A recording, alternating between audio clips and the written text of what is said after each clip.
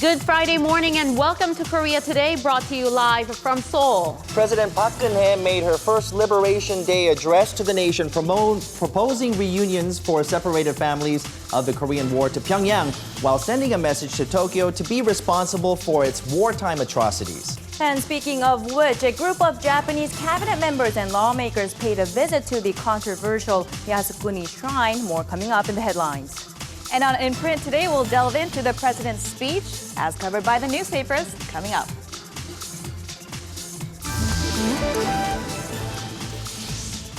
The man with a million faces, Hollywood actor Matt Damon, makes his first visit to Korea with his new film Elysium. We caught up with the all-American actor. Low-fat, versatile, and delicious, we invite you to a mushroom feast with the nutritious ingredients thrown into some surprise dishes on this Friday, August 16, 2013. From Arirang News, this is Korea Today.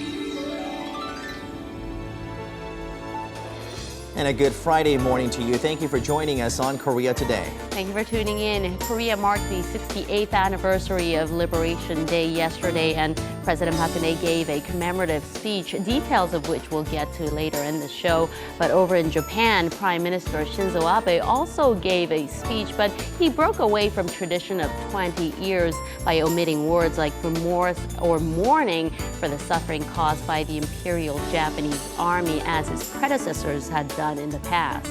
And although the Prime Minister did not pay a visit to the controversial Yasukuni Shrine, but he did make a ritual offering through a close aide. And throughout the day, 3 of his cabinet members, along with about 90 lawmakers, they did pay their visits that once again sparked a bit of controversy. Several news outlets from countries like China, Taiwan, France, as well as Germany, they expressed a bit of discontent with the fact that Japan is still not willing to accept historical facts and continues with the visitations.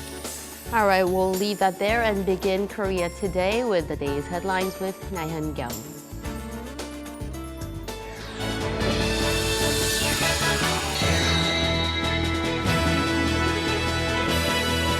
Just heard, President Park Geun-hye did give her first Liberation Day speech as president on Thursday, speaking at a ceremony commemorating Korea's 68th anniversary of liberation from Japan's colonial rule. She addressed various issues, chief among them being the inter-Korean relations.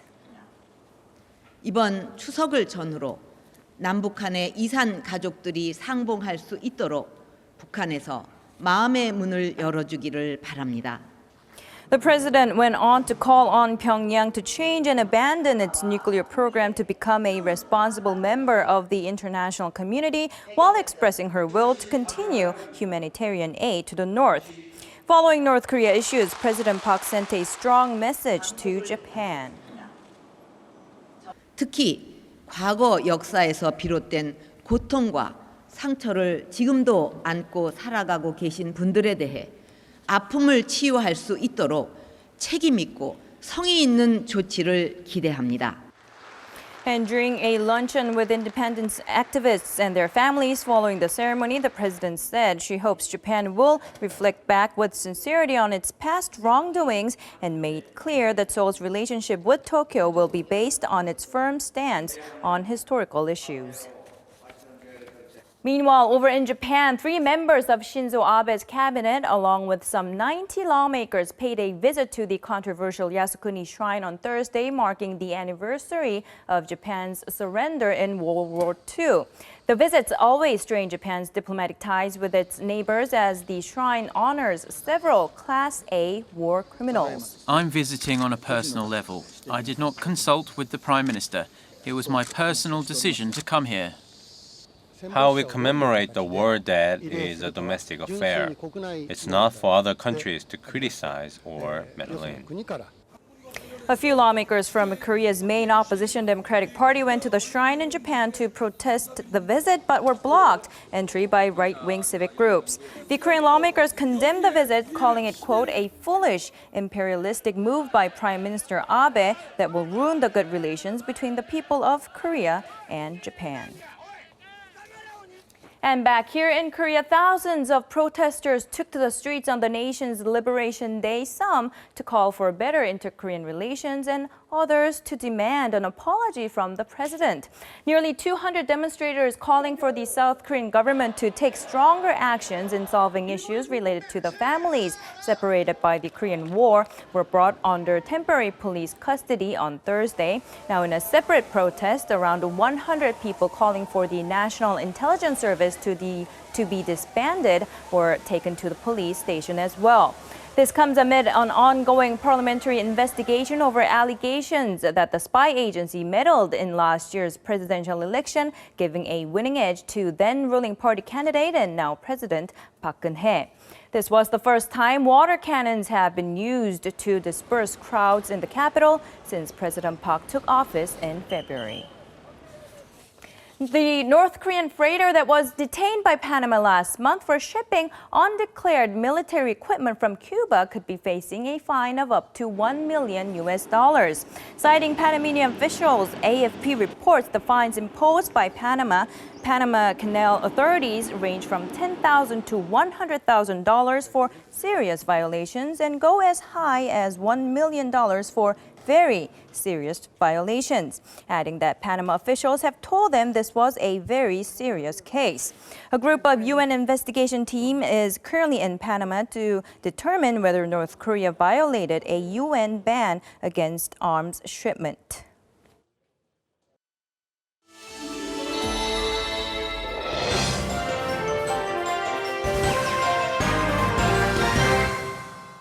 And happy Friday, everyone. One day after Liberation Day here in Korea, actually all of our newspapers this morning feature President Park Geun-hye's address on the occasion, though each have a different aspect that it chooses to spotlight in its headline. Let's go ahead and kick off today's in print with a look at Joseon-Ilbo's headline. It reads, President Park says real liberation completed with reunification. Now, as the country celebrates 68 years since its independence from Japan's 35-year colonial rule, the president said that real liberation and national foundation won't be complete until the two Koreas become one and the peninsula welcomes true peace.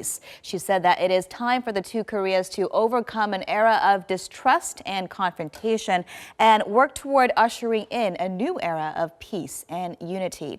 She said we can no longer ignore the reality of hunger and suffering happening on one side of the peninsula, and also pledged again to provide humanitarian aid regardless of the political climate of the two Koreas.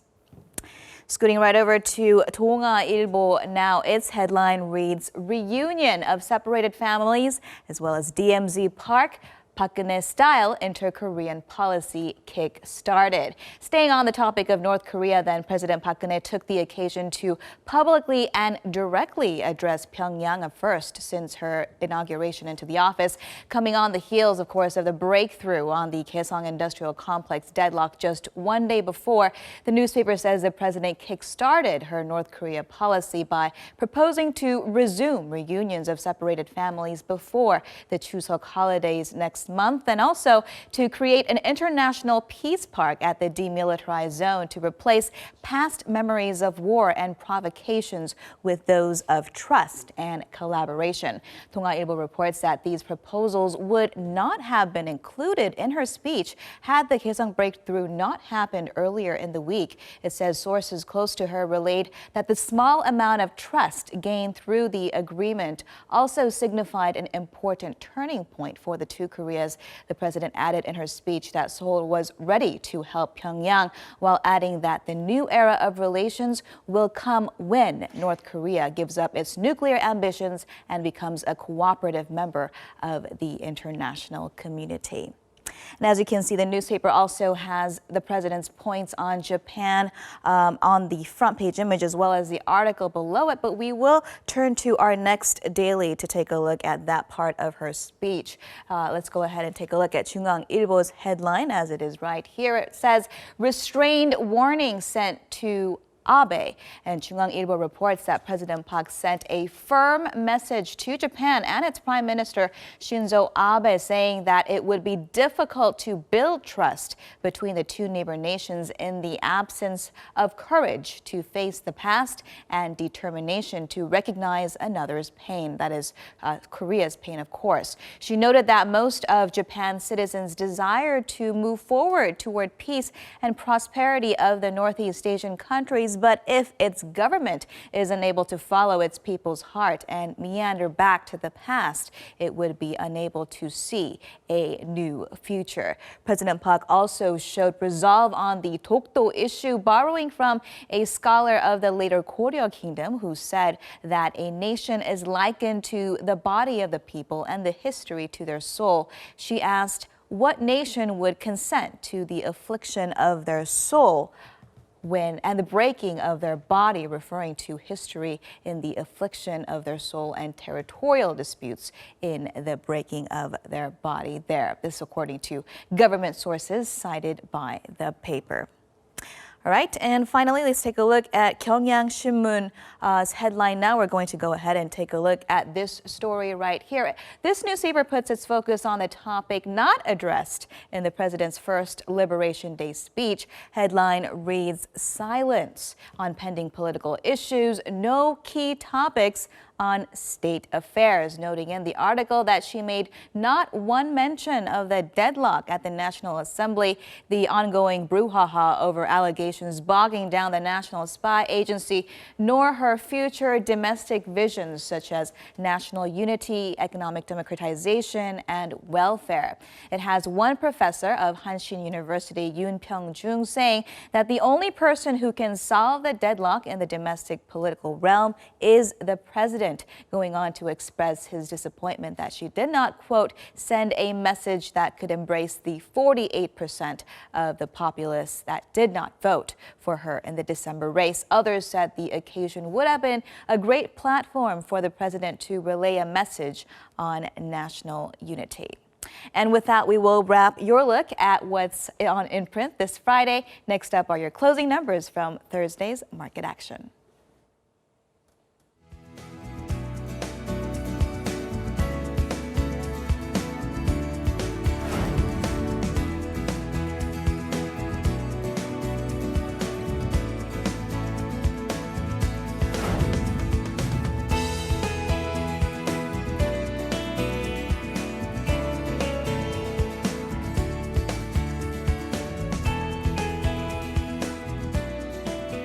I took a stroll around my neighborhood yesterday, and is the weather getting a little bit cooler or You no? know, I can't agree with that because I took a trip to Songdo for Liberation Day, and it was hot. I think What maybe... do you think, Hyungyang? I don't think it's getting any Cooler? Yeah, cooler. Okay, it was just me then. Let's ask Dami. Yeah, How about she'll that? have the numbers to prove that to us. Dami is joining us today. Good morning to you, Dami. Good morning, Dami.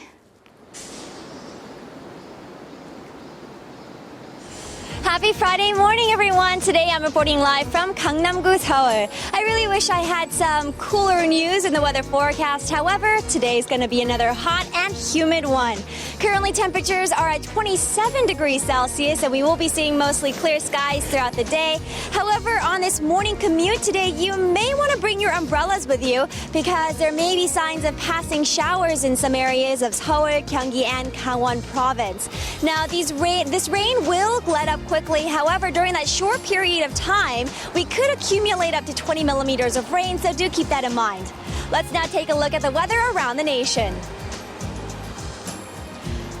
Here in Seoul and Daejeon highs will peak to 33, Daegu and Gangneung at 36, down in Busan and Jeju both will rise to 33 degrees. Tomorrow, most of the nation will have clear conditions. However, some parts of the central regions are expected to have cloudy skies. That's all for the weather forecast. I'll be back in the latter half.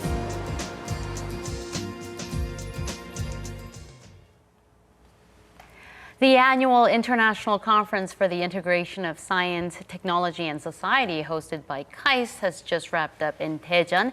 It's the largest student-organized interdisciplinary conference in Asia and appears to have been attracting a growing interest in recent years. And to take us to the world of science and technology, we have the student organizers from the Committee of ICISTS, Lee Yong-hee, the president, and vice president, Seo Yoon-kyung. Good morning. Good morning. Good morning. Good morning. Welcome to our show, guys. Thank you. Thank you for hosting us. All right, well, see, the ICISTS, I hear, that had inspiration from the Harvard Project for Asian International Relations. Can you tell us about the inception of ICISTS and also about the conference in general?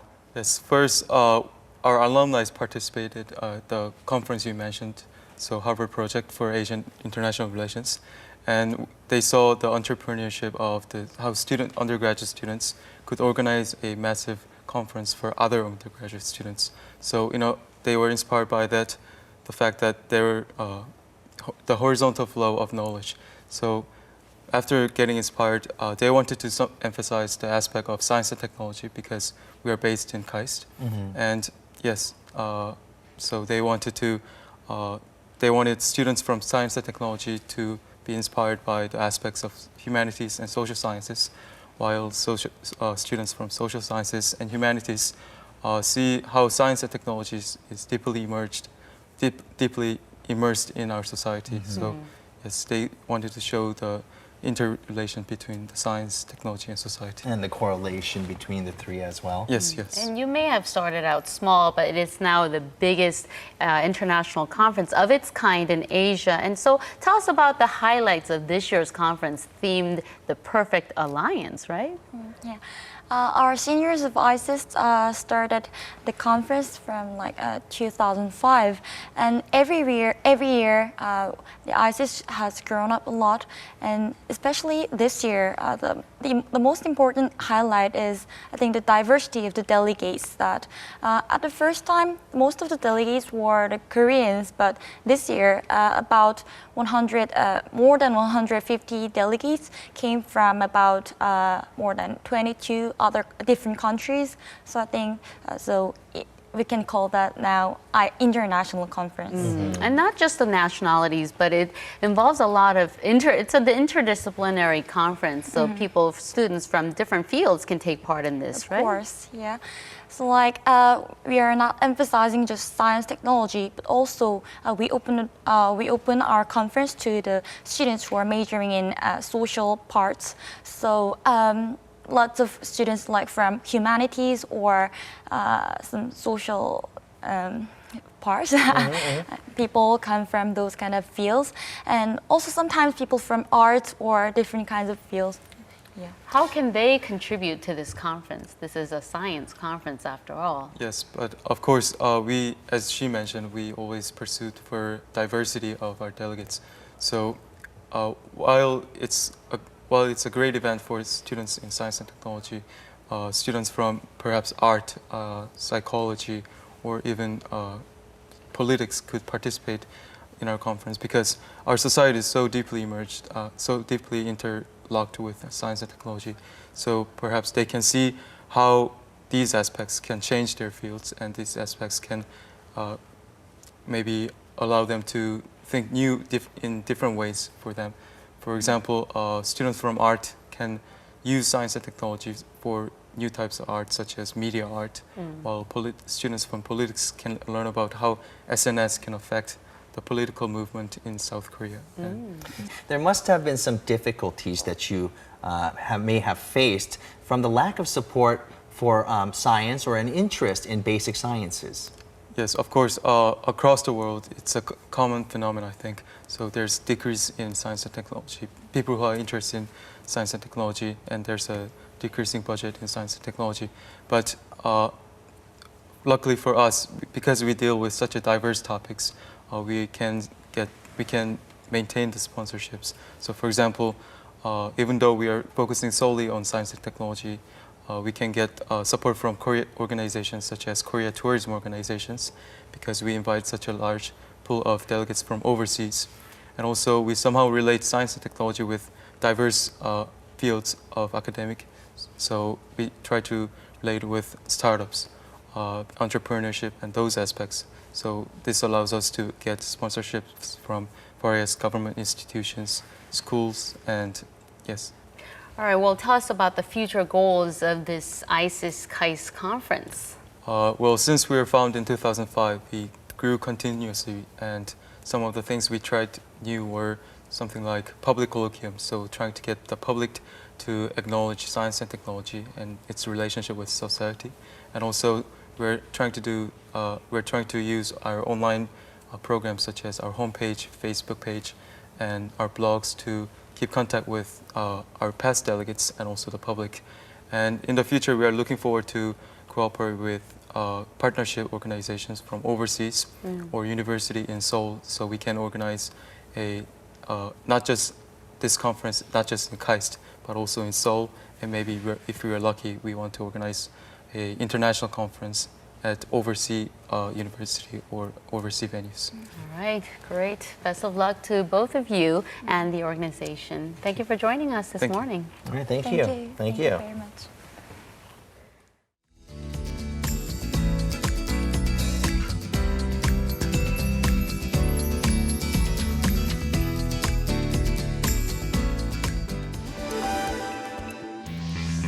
From a math genius to a lethal spy, he has made endless transformations. Hollywood actor Matt Damon makes his first visit to Korea, and this time in a sci-fi action thriller where he sets out to save mankind. Stay tuned.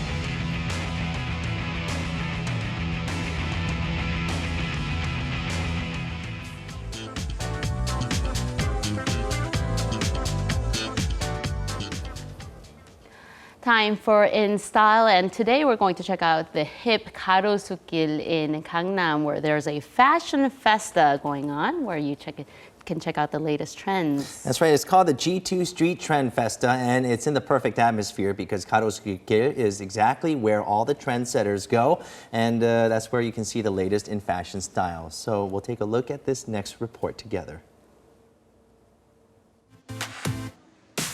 A strip of 700 meters is not exactly long, but it's no overstatement to say these streets of Garosu-gil lead Korea's fashion trends. From up-and-coming designers, famous multi-shops, and a variety of SPA brands, it has it all, drawing in people from a sense of style. And a special event is unraveling here to show off everything about current street trends. I hope that each district opens festivals full of new trends so that it helps stimulate the district economy. The G2 Street Trend Festa kicked off Thursday last week, the G2 standing for Gangnam and Garosu-gil. This special event will continue through this coming Sunday. And especially on the 10th, the main road down Garosu-gil was blocked off, making it traffic-free and crowded with various events and fashionistas. Just as you would expect from a fashion mecca, a lot of fun styles and different tastes were on display. And finally, the G2 Street Trend Festa begins. A fashion show, celebrity charity auctions, and a flood of fashion-related events take place on the streets, turning heads of fashion trendsetters. Not only that, to celebrate the festival, various shops lined up on the streets opened flea markets and laid out some of the leading hip clothing and accessories. But how about some of the latest looks sported by fashionistas at the G2 Street event? There's not just one style here. Instead, you can see many different styles in one location. And a lot of the looks are more distinct and stand out. It's not only the shops, but famous fashion designers and people from major fashion publications that took part. Garosu-gil fashion is very bold, and it tends to have a lot more freedom.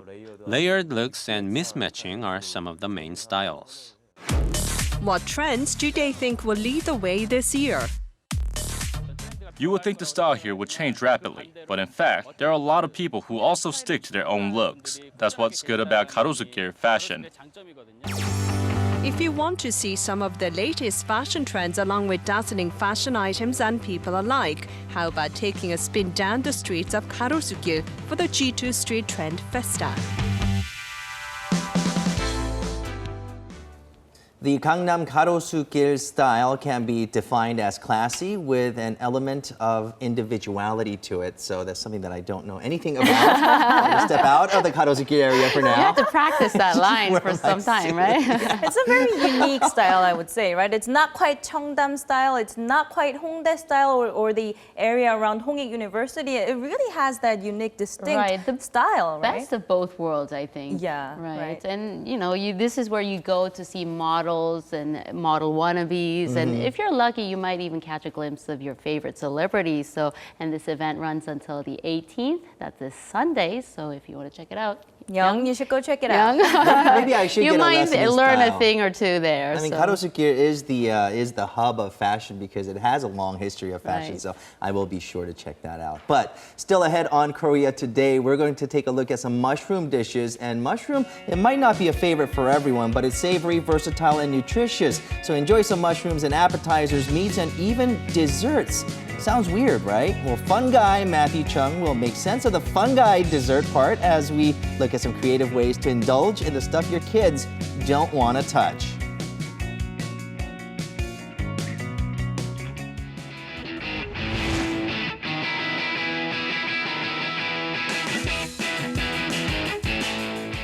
I'm going to overwork this, and we have another fun guy in the studio today. Good morning, Denny. Good morning, Denny Hong. I'm trying to think of a comeback, but I can't. Give it up. Yes. All right, yes. there's this wedding that took place recently, right? Between Lee Byung-hun and Lee Min-jung. My name's also Min-jung, by the way. But It wasn't I got you. excited, though. Yeah, Lee Byung-hun is such a hot deal, right?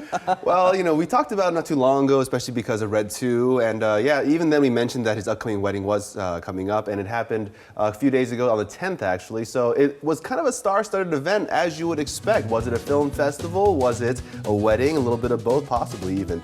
So a lot of different celebrities did show up, of course, and world actors like Bruce Willis, Komuro Takuya, Jackie Chan. They weren't there in person, but they did send congratulatory messages. And right now, they are on their honeymoon in the Maldives, and when they come back, they will be staying at his family residence over in Gwangju. And so it was definitely one of those events that is memorable for a wedding. It was definitely one of those big events. I think if it was me and I was that close to Bruce Willis, I might have asked him to come and sing.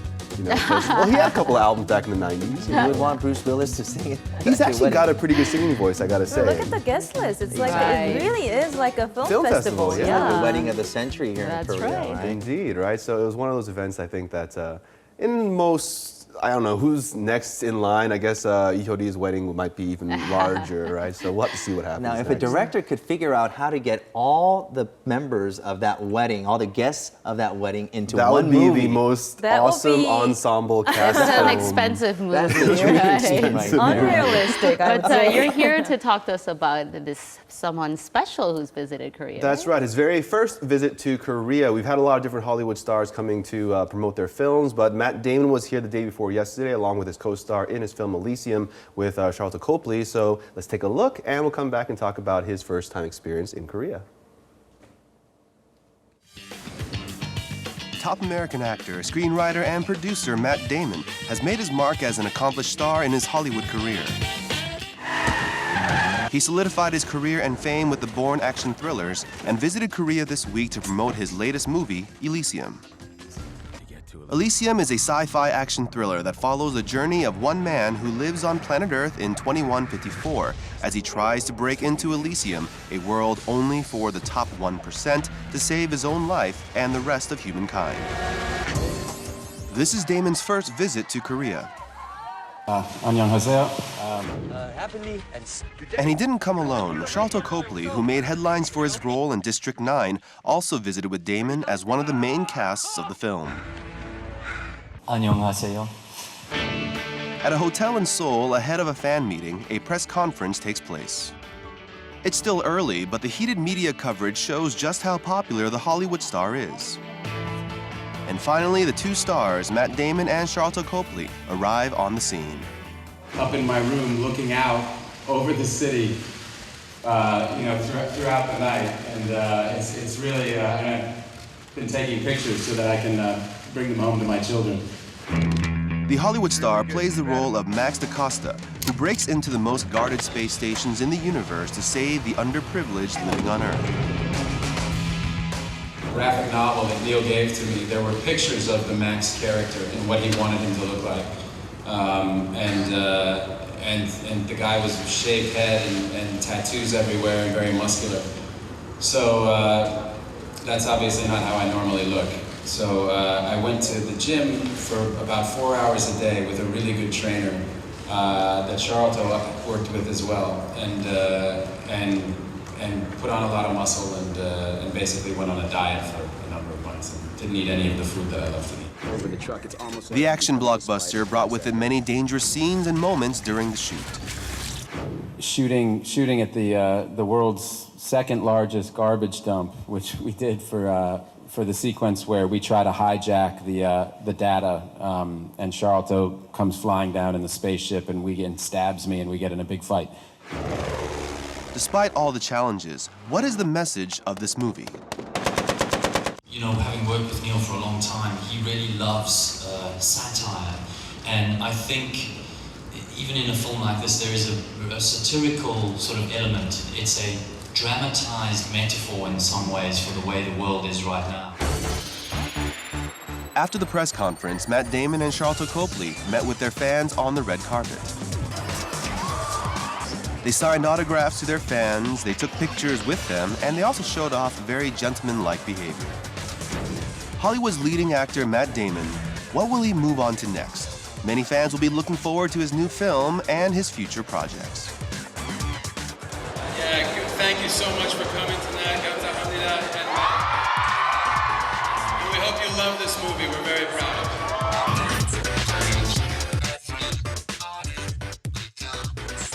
So it's Matt Damon's first visit to Korea, but it's their only stop in Asia. Yeah, so they definitely are making a tour of different countries around the world to promote the film, but so far, you know, Korea is the only place they've been to here in the Asian continent. And I think that's a testament to the Korean film industry in many ways as well. And we have seen this happen in the past. Will Smith was here, you know, Tom Cruise was here, and it just keeps on going. Hugh Jackman was here too. And this is, I think, a trend that's continuing on, not only because of ticket sales, but also because of the recognition of a lot of the Korean actors and, of course, the directors in the Hollywood scene. So we just talked about, you know, Lee Byung-hun, of course, with Red 2 and the G.I. Joe series. He's making his mark there, as well as our directors, you know, Bong Joon-ho recently with Snowpiercer, and then, of course, you know, Park Chan-wook with Old Boy, you know, and so they even had the remake going on too. And I feel like it's an interesting trend this year with movie. There's a lot of this apocalyptic films coming out. We just had Snowpiercer. We also had After Earth and Oblivion, and so I feel like is this a bad omen? Is that the pattern for 2013? You know, is it because of last year we didn't really get to see the December 21st Aztec end? I don't know what's going on, but I'm enjoying it. I like these film genres myself. So. Okay, hopefully none of these films become reality. No, here, I doubt so. Speaking of Old Boy, there is a remake, a Hollywood remake. The actor Charlton Copley, he might not be a familiar face here in Korea just yet, but he is playing the villain character in the remake of Park Chan-wook's film, right? That's right. Now, Charlton Copley, District 9, everyone should be familiar with his role there, and the A-Team as well, too. But he's getting that villain role for the remake of Old Boy, which he did mention during the press conference a couple days ago that obviously for the remake, he had to take the villain character in kind of a different direction because he doesn't see how the remake could really outshine the Korean version of it because, you know, it's such a landmark, you know, film for the Korean industry, and everyone knows it. It's not one of those small films, you know, so he definitely, you know, paid homage to it and tried to just carry on the character as best he could without, you know, taking it over. Right? All right. Well, this red carpet ceremony, just quickly, a lot of fans were able to mingle with Matt Damon. Yeah, that's what I like about Matt Damon. I looked at a lot of his interviews in the past. I used to, you know, watch his movies, like especially from like Good Will Hunting days onward, the Bourne series, Ocean series. I mean, and I feel like he's always been very personal with his fan base. And so he did meet with his fans for about half an hour on the red carpet, signing as many autographs as possible. So it just shows that he's a down-to-earth guy. He has that actor quality, not Hollywood quality, right? Yeah, so I don't think he lets it get to his head. All right, Denny, thank you so much for joining us today. No problem. All right, up next is your sports with SJ, but first a look at the top 5 songs on the K-pop music charts.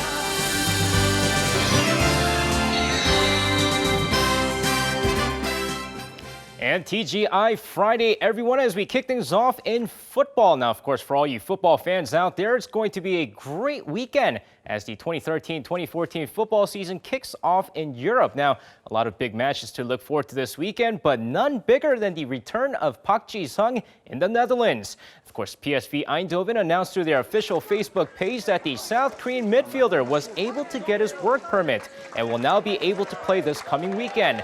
And it looks like the 32-year-old chose number 33 as his uniform number after wearing number 7 with the team from 2003 to 2005. Meanwhile, PSV is set to face off against the Go-Ahead Eagles to kick off the season, with fans hoping to see Park Ji-sung make his first start with the team since coming over on loan. And staying in football back here in the nation, we had one K-League Classic match take place yesterday as FC Seoul took on the Daejeon Citizens at home at the Seoul World Cup Stadium. Now, of course, going into the game here, it was a high-scoring match as Molina in the 27th minute of the match finds the back of the net, scoring his 6th goal of the season as FC Seoul takes a 1-0 lead. Stays that well until the 67th minute of the match. Let's make this 2-0 FC Seoul thanks to Go Myung-jin, sneaking one past the goalkeeper. But wait, here comes the Daejeon Citizens. Lee Gang-jin this time scores in the 71st minute, and it's 2-1 FC Seoul. Now 15 minutes later, Hwang Jin-sang this time a brilliant goal, the equalizer, and the match is now tied 2-2. But we're not done yet. We go over to the 90-plus minute here. Here's FC Seoul's Ko Yo-han, and that's the game winner. 3-2 as FC Seoul steals 3 points from Daejeon as they're now in 3rd place with the win. And moving on, we also had Thursday night's KBO action as the LG Twins came back to beat the Hanwha Eagles 6-4. Also, the Nexon Heroes back after a break beat the Lotte Giants 6-1 thanks to back-to-back solo shots from Park Byung-ho and Kang Jong-ho in the 7th inning of the game. So with that said, let's take a look at the other 2 games that took place in the league, starting off with the Samsung Lions taking on the scrappy NC Dinos. Now we're going to go over to the 2nd inning of the game. We're going to have Samsung's Park Seok-min at bat. Here he is, solo shot to left field, and it's 1-0 Samsung Lions. 3rd inning of the game, it's NC's turn. Mo Chang-min this time sending one deep to left field as well. This one ties the ball game 1-1.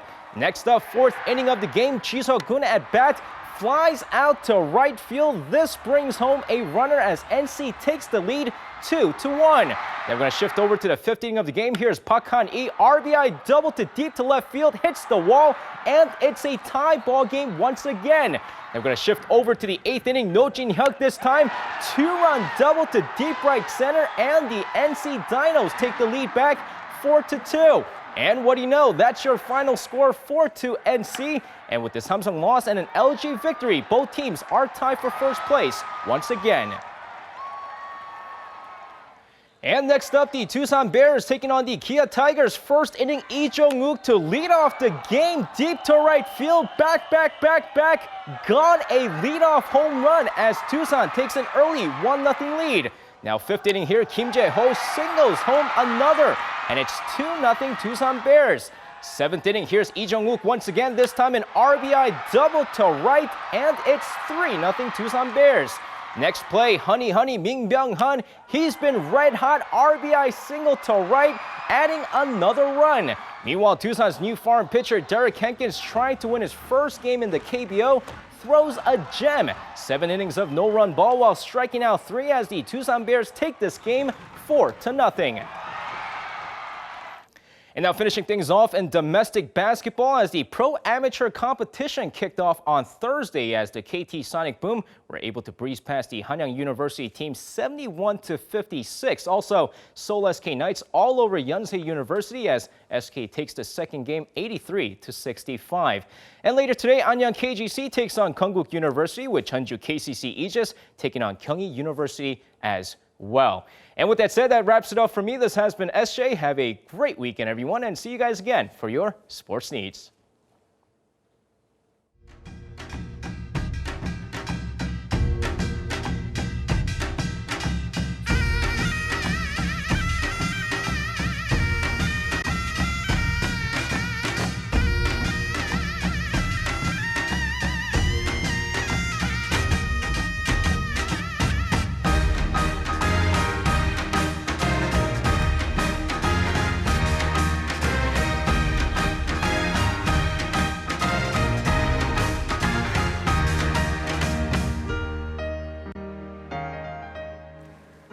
Our Dami is joining us from a movie theater. I did not know you could catch a movie this early in the morning.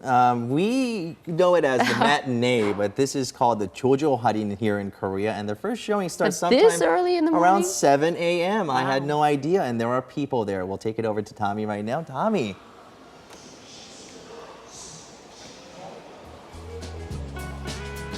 So I'm back reporting live from COEX because I just couldn't bear the hot weather outdoors. So I'm here at Megabox, which is a movie theater that you can find within COEX. Now, it just goes to show that Korea loves its movies because there are movies that are playing early this morning.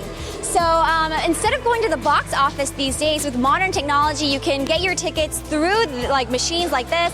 And this morning you can see there are a lot of options. There's Gamgi, which is a recent Korean film, The Flu that came out, and then there's The Terror Life, and et cetera, et cetera.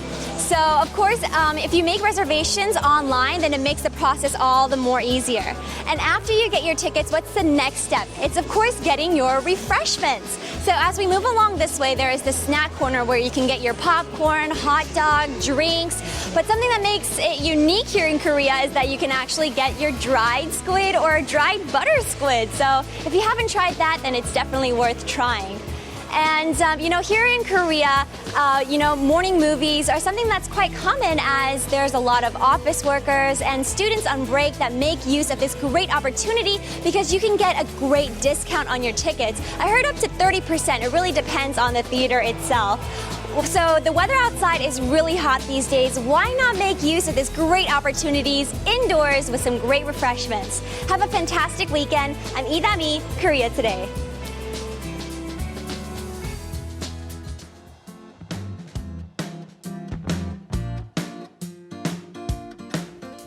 All right, I told you I was going to milk this one today. We have the wittiest fun guy around, and we're going to be talking about a food that I could never eat as a child, but I've come to love. Fun guy. That's right, fungi or mushrooms. And I think that the whole problem that kids have with mushrooms, I'm convinced of this, it's the name. When you refer to them by the individual names, like cremini or chanterelle, that sounds so much more appealing than mushroom. It has the word mush in it. But that aside, today's episode is going to be a mycologist's delight. Mycologists, of course, being those who study mushrooms. Now, there is such a field. Absolutely, and it's a well-respected one at that because it produces such delicious dishes as these.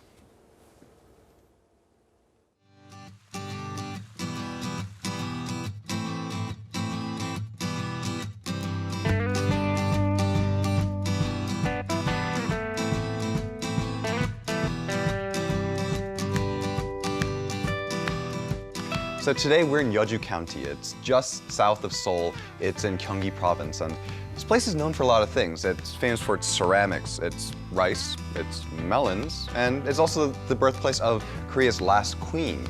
But today we're going to go for something a little bit different.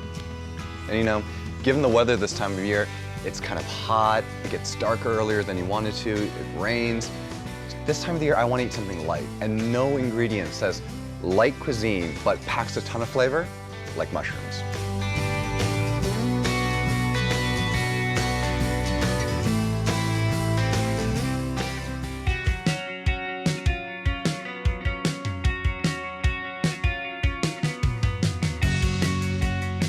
All right, so I'm out here at Samgu Farms, and they specialize in growing mushrooms out here.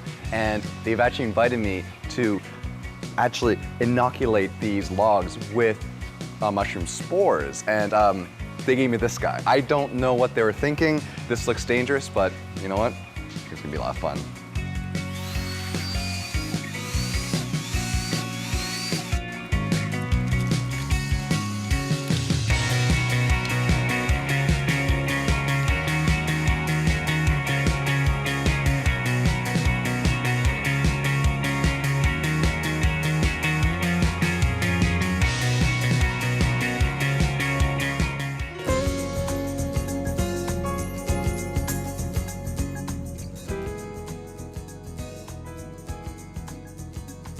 So the mushroom, it's an incredibly versatile ingredient. It's not quite a vegetable, it's a fungus after all. but it also has this meatiness to it. It's got a ton of glutamates in it, so that's what gives it its intensely savory nature. And there's not really a single culinary application under the sun that you can't apply to mushrooms. In fact, actually today, this is the first time I'll be trying a fried mushroom, and it's so simple, but it makes so much sense. I mean, the texture, the flavor, it all works with that sort of application.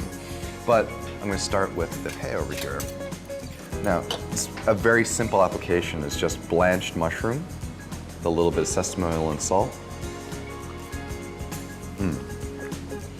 And when you have a delicious product to begin with, you really don't need to mess with it at all. It just simply put like this, I mean, it really just brings out all that natural flavor. But that's not to say we can't have some fun with it. In here we have a salad, and you know, it's such an interesting pairing. You have banana, you have apple, you have some peppers in here as well. So I'm really curious as to how this is going to turn out. So, all right, a little bit of mushroom, banana, and bell pepper.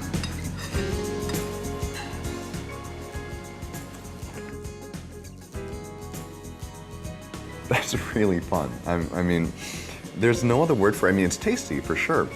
And it's that texture of the mushroom against the texture of the banana. You know, the banana, it's soft, it's yielding, whereas the mushroom has a little bit more of a bite to it. And then the peppers, they've got that crunch. It's really cool.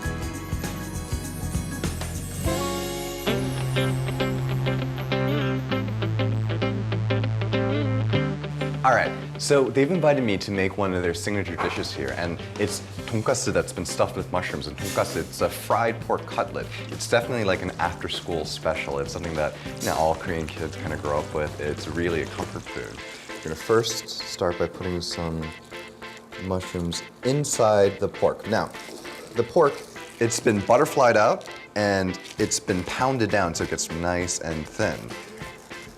So, go.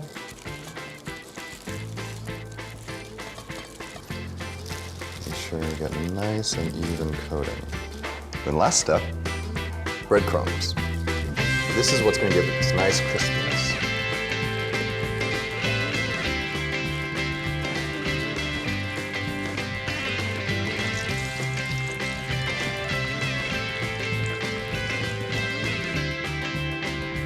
All right, so here we have two of the completed main dishes in front of me. We have the bibimbap and the mushroom tonkatsu. I'm gonna try the tonkatsu first. All right. Wow. It's cooked very well. Nice and crunchy on the outside. It's really complex for one, but they all three of them work really well together. And that pyogo mushroom, that pyogo bosot in there, works perfectly with the pork. All right, now it's on to the bibimbap. Nice, big, satisfying bite there. There we go.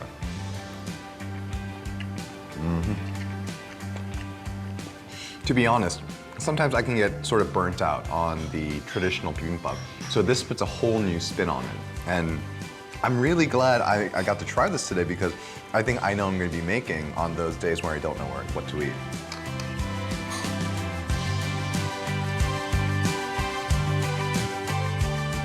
So mushrooms are a type of fungi, and they've been around for centuries and millenniums now. So when did people actually start eating, just picking up those fungi and just start eating them? That's an interesting question. Just see that thing that's growing on that tree. Right. Try it. Is this safe to eat? And just try. They've been around for a while, for a long time. You know, both used culinarily and medicinally. I mean, it dates back all the way back to ancient Greece, and I'm sure it predates any sort of historical records as well. And you know, was it Emperor Nero himself was known as the king of mushrooms, Emperor Nero of the Roman Empire, that is. And as for the Korean consumption of mushrooms, all the way back to the 8th century, as a matter of fact. Did you go to the library to find these things out, Matthew? I take a very vested interest in what I do, and I really do love mushrooms. They're, you know, just to one more fungi joke. You know, speaking of a fungi that we mentioned earlier, Here we go again. To me, mushrooms are like Matt Damon, in the sense that, they can really take a starting role. They have a ton of flavor on their own, but they're also extremely versatile and adaptable. They can take on other flavors as well beautifully. Is that a joke? So where's the fungi? I know, right? It was not funny, So, but... fungi, Matt Damon, mushrooms, not a joke, but... Okay, so you link those three together. Mushrooms, they are very good for you. It packs more protein than vegetables, and also it's anti-carcinogenic in many different qualities as well. But one of the things that I think we ask about mushrooms is, you mentioned that when did they start first picking it, right? There are some poisonous ones, right? I'm pretty sure there's a sort of a trial and error process, so there are many mushrooms that we can't have. Oh, absolutely. The edible mushrooms that we can eat make up less than 10% of the known mushrooms in the fungi kingdom. So about 20,000 known classified mushrooms exist, and then about 1,800 are edible by us. And by and large, most of them are delicious. I mean, you have anything from your humble white button mushroom to the Korean favorite like the pyeolgo and the oyster mushrooms that we eat here, all the way up to the exorbitantly expensive truffle. Truffles, yeah. If you have those people, if you're one of those people that like to pick wild mushrooms, you have to be very careful, right? Oh, you definitely need to know what you're doing there. Just because, a lot of times, just by looking at them, you'll have two mushrooms that are identical. One will be delicious, one will kill you. Oh. I'm not really huge on cooking, but I hear you can't really use water. Well, you're not supposed to use water when you're washing the mushrooms? That's actually an urban legend, and it makes sense because mushrooms kind of have a spongy texture to them, so you'd expect them to absorb a lot of mushrooms. Right. But water. Oh yeah, That's mushrooms a better absorb joke. mushrooms. There's your joke. Oh man, but so they would take these mushrooms and they would soak them in water for 10 seconds, 15 seconds, 1 minute, 5 minutes. And you can soak mushrooms in water for up to a couple of minutes before they start absorbing a significant amount of water. So go ahead, wash your mushrooms. You don't have to do what the cookbook suggests and take a little pastry brush and delicately brush off any debris. Just wash away. Okay. Well, let's talk about truffle a little bit Yeah, because I truffles are love good. truffles. Can you get them in Korea?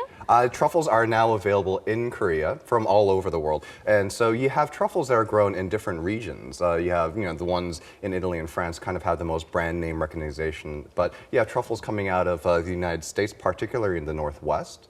And you have ones coming out of China, and there's a little bit of controversy surrounding those. But the traditional method of finding truffles by having a pig lead you to them, that's by and large outdated now because the pigs would start eating up all the truffles because they're delicious.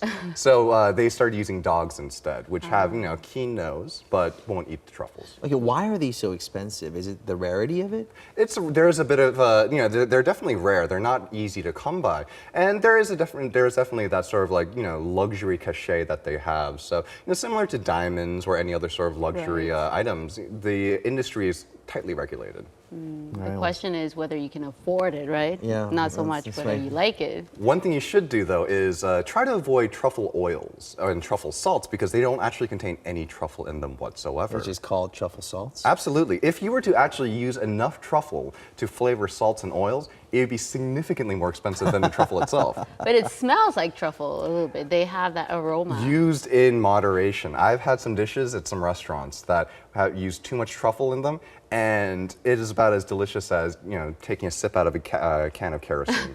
Okay, I think it's enough about mushrooms. I did not say a single word for 2 minutes. I'm like, We'll get you a truffle dish soon enough. Yeah. Or maybe some of that mushroom, was it pork cutlet that you seem to like? Oh enjoy yeah, so that much. one I really That want was to really try. delicious. Yeah. All right, so host one of your parties that you have for other people for us And this invite time. us. I keep sending out invitations, but I'm waiting alone in the dark. Yeah, right. All right, Matthew, thank you. Always a pleasure.